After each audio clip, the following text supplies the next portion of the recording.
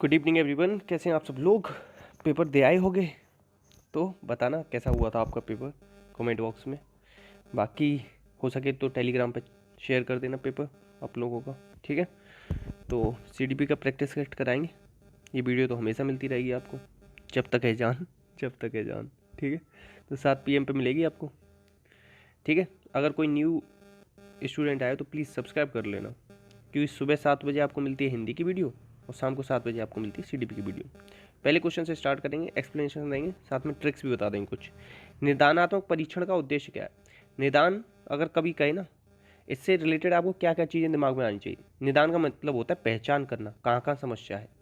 और ये सामान्य बच्चों में नहीं होती, ये होती है जो कमज़ोर बच्चे होते हैं उनका निदान करते हैं। सामान्य बच्चे और होशियार बच्चे तो अपने आप, उनमें तो कोई कमी होगी नहीं, ठीक है। तो इसमें होगा भाषा प्रयोग की संबंधी कठिनाइयों के संभावित कारण पहचानने होते हैं कि दिक्कत कहाँ आ रही है, बच्चा कहाँ पे दिक्कत कर रहा है, कहाँ कहाँ गलती कर रहा है, कहाँ हमारी शिक्षण विधियों में कमी रह गई है। तो उन सबको चेंज करते हुए हम बच्चों को पढ़ाएंगे। और निदान के बाद क्या देंगे फिर हम बाद में उसे, उपचार। आंसर हो जाएगा डी। नेक्स्ट, भाषा के सतत और व्यापक आकलन का उद्देश्य। सतत और व्यापक आकलन, कॉन्टिन्यूस एंड कॉम्प्रिहेंसिव इवेल्युएशन, ये कब आया था? 2009 में आया था, याद रखना, ये बात भी पूछी जाती है। तो इसका उद्देश्य होता है सीखने की प्रक्रिया को समझकर।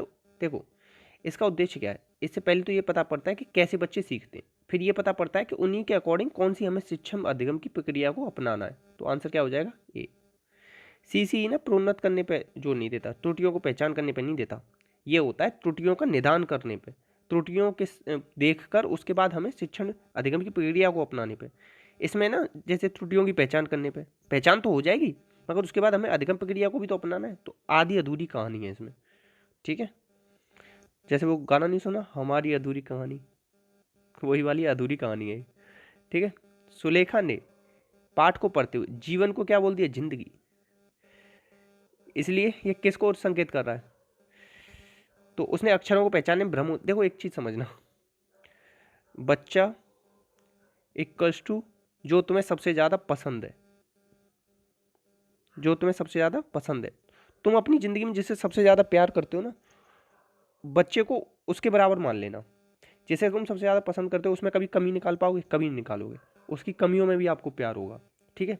तो इसी तरीके से बच्चे की जितनी कमियां हैं उनसे प्यार करो, हर कोशिश करो उसका साथ देने की, उसे आगे बढ़ाने का पूरा दम लगा दो। तो यही अगर करना सीख गए ना तो पेडागोजी इसी एक कॉन्सेप्ट से, बच्चा इक्वल्स टू जिसे तुम सबसे ज़्यादा पसंद करते हो, अगर ये लगा दिया तो 50% से ज़्यादा पेडागोजी हो गई यहीं पर ही। तो देखो उसे अक्षरों की पहचान में भ्रम हो जाता है। कभी हम जिसे प्यार करते हैं ना या पसंद करते हैं उसे कभी हम ये नहीं कहते कि भ्रम हो जाता है, उसकी तो अच्छाइयाँ ढूंढते हैं, तो ये तो काट दो, ठीक है।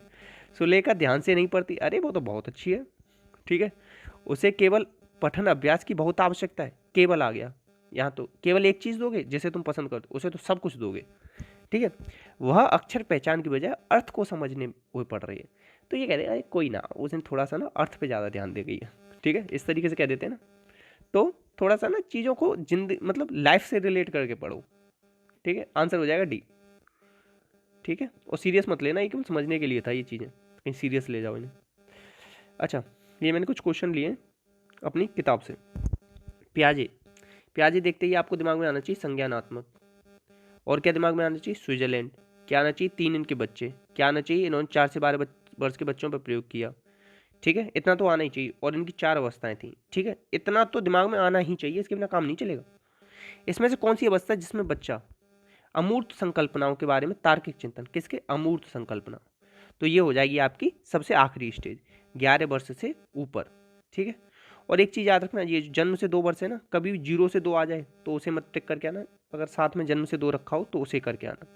इसके अंदर भी 6 स्टेज हैं। जन्म से 2 वर्ष वाले में कितनी सब स्टेजेज हैं ये पूछी जाती हैं, कितनी? 6। और जो ऑब्जेक्ट परमानेंस है ना वो इसी में आता है। पूर्व संक्रियात्मक में क्या होता है बच्चा? ईगोसेंट्रिक होता है, एनिमिज्म होता है, मतलब हम केंद्रित और सजीववाद वाला, ठीक है। और इसमें क्या आता है? रिवर्सिबिलिटी आ जाती है मूर्त में। नेक्स्ट, बच्चे के बौद्धिक विकास, कौन सा? इंटेलेक्चुअल डेवलपमेंट में 4 विशिष्ट अवस्थाएं। एरिक्सन ने कितनी अवस्थाएं बताई हैं? 8 बताई हैं। कोलबर्ग ने 3 लेवल और 6 स्टेज दिए, 3 लेवल 6 स्टेज। स्किनर ने कोई स्टेज दी नहीं है। बच्चे कौन गया? प्याजे। प्याजे नहीं तो दिए 4, ऊपर नहीं बताई थी मैंने आपको, याद आ गया।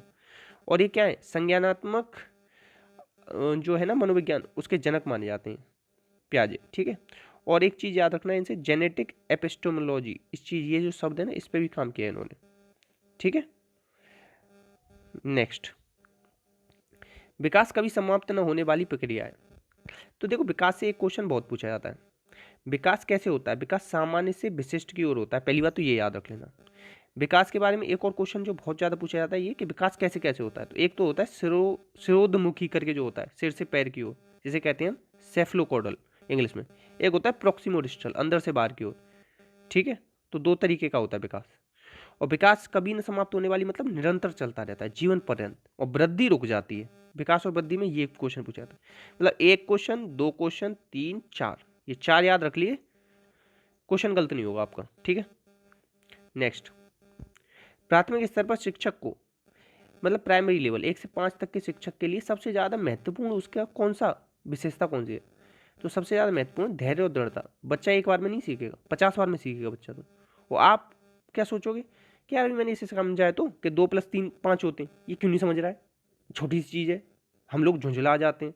तो ये नहीं होनी चाहिए, धैर्य रखना चाहिए, सीखेगा। अपनी शिक्षण विधि चेंज करो, माहौल चेंज करो, दोबारा पढ़ाओ, और कोई तरीका लगाओ, पढ़ाते जाओ, जब तक पढ़ाओ जब तक घुस ना जाए दिमाग में, ठीक है। दृढ़ बने रहो कि सिखाना ही है हर हाल में, ठीक है।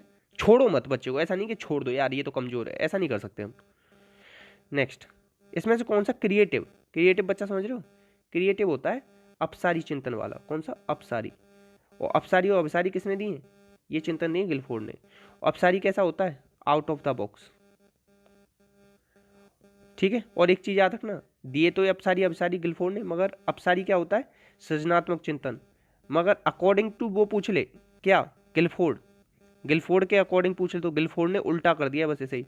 अपसारी को क्या कह दिया है, ये बुद्धि से संबंधित है, और अभिसारी किससे कह दिया है, सृजनात्मकता से। थोड़ा सा कंफ्यूजन हो रहा हो तो कमेंट बॉक्स में पूछ लेना, पहली बार वो जो पढ़ रहा होगा ना उसे बहुत हो रहा होगा इसमें फिर। तो जो सृजनात्मकता है ये क्या करती है, ये करती है प्रत्येक शिक्षार्थी अंतर्जात प्रतिभाओं को पोषण करने और प्रश्न करने के, देखो प्रश्न करेगा जब तो out of the box thinking करेगा, हमें उसे क्या देने, अवसर देने, सबसे बढ़िया है, ठीक है। देखो परीक्षा में अच्छे अंकों के लिए विद्यार्थियों को कोचिंग करना, ये तो सबसे घटिया है, ये तुरंत काट सकते हो तुम, ठीक है। नेक्स्ट, अच्छा बड़ा जल्दी आगे भाग गए। तो खिलौने की आयु, टॉय एज कौन सी है, टॉय एज होती है देखो पूर्व बाल्यावस्था 2 से 6, उत्तर बाल्यावस्था कौन सी होती है 6 से 12। देखो मेरी भतीजी है, वो दृश्य नहीं समझती थी 2 वर्ष तक, खेलती नहीं थी खिलौनों से, मगर अब वो खेलती है। किस एज में, वो 2 से 6 वाली में। तो अगर आपके आसपास कोई बच्चा है ना, उसे भी ऑब्जर्व करना शुरू करो कि वो कब क्या कर रहा है, कैसे कर रहा है। बच्चा मुस्कुरा के स्वागत कब करता है, ये क्वेश्चन बहुत आता है कि 2 जो महीने का बच्चा होता है ना, वो बच्चा मुस्कुरा के स्वागत करने लग जाता है सबका, ठीक है, स्माइल करने लग जाता है 2 महीने का। ये भी क्वेश्चन आया, आज ही कर रहा था ना तब पूछा गया, तो मैंने कहा बता दूंगा आपको साथ में।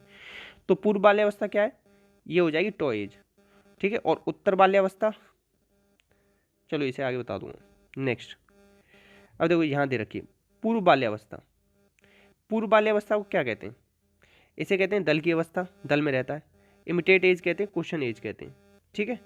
अब इसे ये नहीं कहते खेलने की अवस्था, खेलने की अवस्था किसे कहते हैं, उत्तर बाल्यावस्था को कहते हैं खेलने की अवस्था, क्योंकि बच्चा 6 से 12 वर्ष की एज में बहुत खेलता है। अब आप कहोगे सर हमारा तो 2 से 6 की में भी खेलता है, भैया अकॉर्डिंग टू ऑप्शन भी तो करना पड़ेगा, दल में तो बच्चा रहता ही है सबके साथ, अनुकरण करता है, प्रश्न करता है, ठीक है। और एक चीज़ बताऊँ, क्वेश्चन कैसे कैसे बहुत बार घुमा के पूछा है। एक होता है प्री गैंग एज, ये पूछ ले तो लगाया ना पूर्व बाल्यावस्था। एक होता है गैंग एज, ये होता है उत्तर बाल्यावस्था। एक होता है गैंग एज का सक्रिय सदस्य कब बन जाता है, तो सक्रिय सदस्य बन जाता है वो कहाँ, किशोरावस्था में जाके।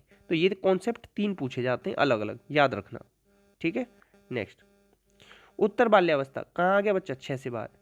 तो किन भौतिक तत्वों में परिवर्तन समझने लगता है, देखो 6 से 12 ऐसे समझो ना, ये 7 से 12 कौन सी स्टेज आ गई, तीसरी स्टेज आ गई ना प्याजे की, कौन सी होगी, कॉन्क्रीट। हिंदी में क्या बोलोगे, मूर्त। और मूर्त में क्या करने लग जाता है, रिवर्सिबिलिटी आती है। तो मतलब द्रव्यमान, संख्या, क्षेत्र तीनों आ जाते हैं उसके दिमाग में, ऐसे थोड़ा लिंक करके पढ़ो, ठीक है।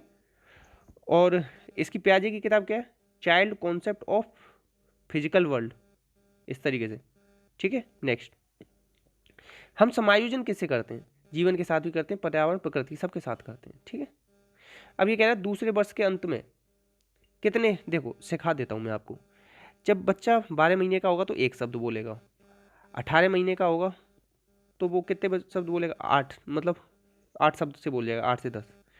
2 साल का होगा ना तो वो कितने शब्द बोलता है, 272। मगर इसमें कोई ऑप्शन है 272 का? नहीं, सबसे बड़ा ऑप्शन क्या है, 100, इसलिए 100 लगाना पड़ेगा। 4 वर्ष का बच्चा 1600 शब्द बोलता है और 5 वर्ष का 2100। ये 5 वर्ष वाला बहुत पूछा गया कि 5 वर्ष का कितना बोलता है, और ये बोलने लग जाता है कि पहला सार्थक शब्द बोलता है 10 से 12 महीने में, तो इसे भी याद रख लेंगे, ठीक है। और दूसरा वाला बहुत पूछा जाता है कि 272 शब्द बोलने लग जाता है, इसमें 100 दे रखा है मैक्सिमम, इसलिए हम 100 ले रहे हैं, ठीक है। नेक्स्ट, शर्म और गर्व, मतलब शेम एंड प्राउड की भावना कब विकसित होती है? कभी किसी बच्चे को ट्यूशन पढ़ाए हो ना आपने, अच्छा ट्यूशन की स्पेलिंग बताना कोई इंग्लिश में ट्यूशन की सही स्पेलिंग क्या है, ठीक है। अगर कोई बताएगा तो मान लूँगा सही है उसकी इंग्लिश। तो शेम एंड प्राउड की भावना कब आती है? तो ये बाल्यावस्था में आ जाती है। जब किसी बच्चे को ट्यूशन पढ़ाओ ना, तब उसे कहना कि अभी रुक ले, मैं तेरे ना दोस्तों के सामने कहूँगा कि तूने आज होमवर्क नहीं किया, तो उसे क्या लगेगा कि नहीं सर आज मत कहो, नहीं तो बेइज्जती हो जाएगी, और मैं कल कर लाऊंगा। और फिर अगर किसी दिन उसके अच्छे नंबर आ गए टेस्ट में, तो फिर आप उससे कहो आज चलो दोस्त को बताएंगे तुम्हारे को कि तुमने बहुत अच्छा किया, अच्छा सर चलो चलो आज बताना प्लीज़। इस तरीके से मैंने खुद देखा ही प्रैक्टिकली। तो ये बाल्यावस्था में आ जाती है, ठीक है, याद रखना। मैकडूगल क्या है? मैकडूगल ने व्यवहार शब्द दिया, पहली बात तो याद रखो। व्यवहारवाद तो वॉटसन ने दिया था, ठीक है। और वॉटसन ने 2 तरीके का दिया था व्यवहारवाद, धनात्मक और ऋणात्मक, ठीक है। तो व्यवहार शब्द दिया था 1905 में, आउटलाइन ऑफ साइकोलॉजी में, मैकडूगल ने। अब इन्होंने ये मूल प्रवृत्ति कितनी बताई, 14 मूल प्रवृत्ति में से एक मूल प्रवृत्ति है इनकी जिज्ञासा। तो जिज्ञासा होगी ना तो क्यूरियोसिटी होगी, तो आपको आश्चर्य होगा, क्या होगा, आश्चर्य, ठीक है। इतना याद रख लेना। नेक्स्ट, इतने ही क्वेश्चन थे, तो प्लीज़ शेयर कर देना, जो क्वेश्चन पूछा है उसका जवाब दे देना, ट्यूशन की स्पेलिंग लिख के बताना, और गूगल कर लेना, अगर ना आए तो गलत मत लिखना प्लीज़, ठीक है। शेयर कर देना जितना हो सके। बाकी अपनों का ध्यान रखना, हंसते मुस्कुराते रहना, और प्लीज़ कमेंट बॉक्स में बता देना कितने नंबर आए, मतलब लग रहा है आपको कितने आ रहे हैं आपके सीटेट में, और कैसा गया आपका पेपर। जय हिंद, जय भारत।